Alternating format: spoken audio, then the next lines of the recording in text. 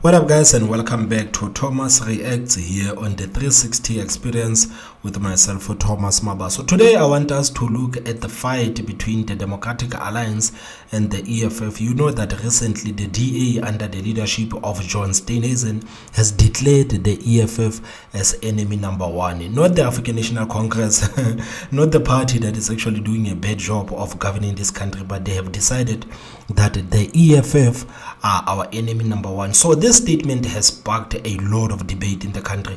There are a lot of theories right now, guys, that are flying around. People are saying a lot of things. I've heard people say that the DA is saying all of these things because they are scared of the influence of the EFF. They are scared of the EFF basically, and there are those people who are saying that no, the DA is within their right to declare the EFF as enemy number one because the EFF and their policies are harmful for the country. The policies that the EFF are proposing are harmful for the country. So guys, I'm coming to you to get your thoughts. What are your thoughts on this whole thing? Do you think that it is productive for the Democratic Alliance to declare the EFF as their enemy number one and not the African National Congress, the party that is actually in charge of the country? Do you believe that the Democratic Alliance is scared of the EFF? Do you believe that they are scared of the influence of the EFF? Or are you one of those people who believe that the policies that are being proposed by the EFF are going to be harmful for the country, So guys, please tell me, what are your thoughts on this whole thing?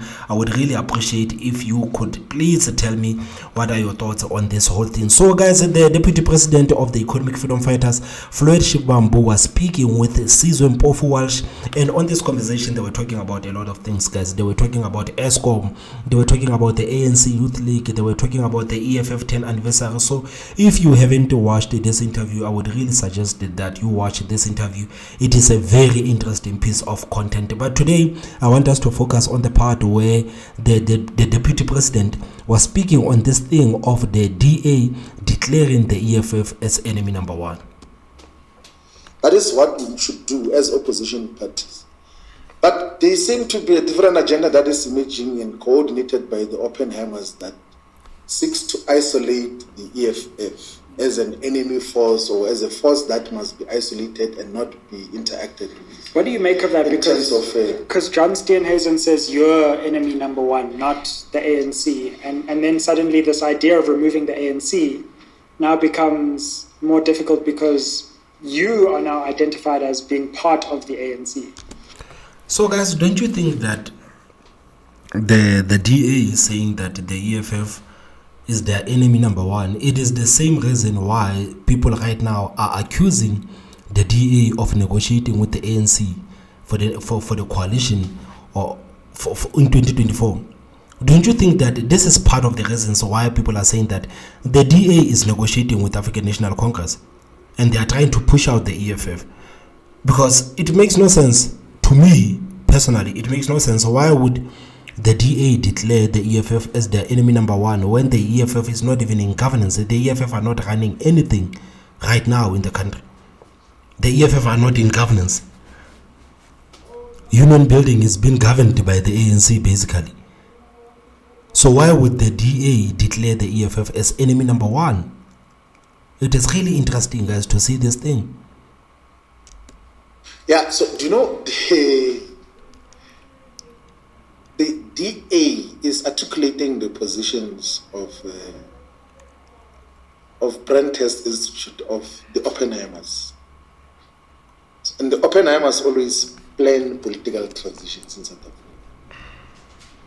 From the beginning, like that core of Anglo-American and all of this, they've always played a central role in terms of change of political power. Like they played their central role also in the transition from apartheid to democracy. I wrote a master's thesis about that at Wits University on how the Oppenheimers were at the center of that transition, particularly in terms of its economic agenda and content. I mean, like I interviewed very senior people from the Oppenheimer circle, like Bobby Godsell and Clem Santa, who was the main person in the office of Harry Oppenheimer.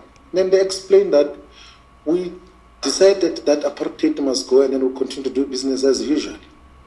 So that is what they do. So what the Oppenhiemers are currently doing in South Africa, they realize the might and the power of the EFF and its potential moving forward. And they have no access to the EFF. They realize the power that we had when we put the issue of expropriation of land without compensation, expropriation of property without compensation, which we almost found agreement on with the ANC on. Then they realized that the only force that threatens their existence is the EFF. Hence, they formed Action SA. They fund the DA perpetually. Go and check the political party funding declarations. They don't even fund Action SA and DA through some proxy structures. They put it themselves. Like, they donate directly millions of rands. I'm sure Action SA has received upward of 60 million rands now from the Oppenhiemers and their related structures. The DA is funded heavily from that. They even determine the agenda of what should happen. I mean, like, I'll tell you that after the 2021 local government elections, I sat with Hemen Mashaba and the Action SA leaders, all of them. Like, there was no any authority above them. And then we agreed on a framework of how we're going to constitute government in the city of Johannesburg and Tshwane and Ekurhuleni. But later on, the Action SA issued a statement around 3 o'clock in the morning, like in the early hours, to denounce what we agreed with them. Like, you realize that if you did Action SA these days, we would say that you cannot associate with these people. And that is what happens. Like, they don't have an independent organization. Unlike in the EFF, once you come to the EFF, you meet with the leadership and there's an agreement, it's final. There is no one who is going to change the decisions of the EFF. And guys, who is funding the EFF, man? Who is funding the EFF? Because I think Floyd Shivambu is making an interesting point here by saying that some of these political parties are actually simply spewing out what their funders want. It is not necessarily about what they want or the policies they believe in. It is about what their funders want. So who is funding the EFF? Because I think it makes a good point by saying that those guys are spewing the talking points from their funders. So who is funding the EFF?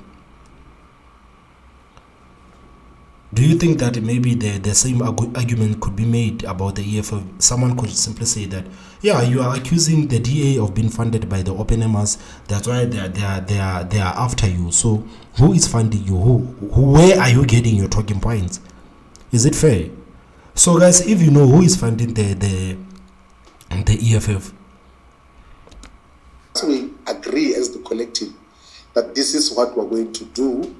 We do exactly that. So all our commitments are realities. There's no one who controls this organization outside of its elected leaders. But these other ones are puppets. And the Oppenhiemers are correctly concerned about the rise of the EFF. Because when we take power, we're going to reverse their dominance. We're going to reclaim the land. We're going to reclaim the mineral resources.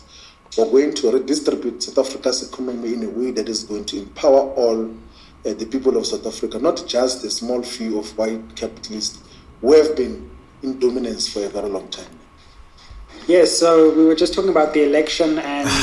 So guys, what are your thoughts on this whole thing, man?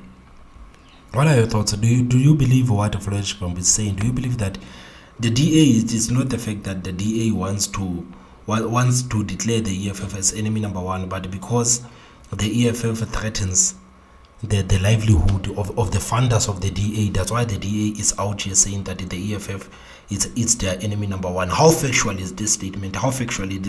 Guys? I would really appreciate it if you tell me your thoughts. You know, guys, I want us to open a platform where we can learn from each other. I don't want us to shut each other down or demonize each other. I want us to be able to open a platform where we can talk about some of these things, where people can simply articulate themselves, and maybe we can agree or disagree. You can agree with me, you can disagree with me, it is fine, but as long as it is respectful. Guys, let's respect respect each other there in the comment section. So guys, what are your thoughts on this conversation? Don't forget to hit that like button, and the most important part, guys, is subscribe. My name is Thomas Mabaso, and I will see you next time. Bye bye.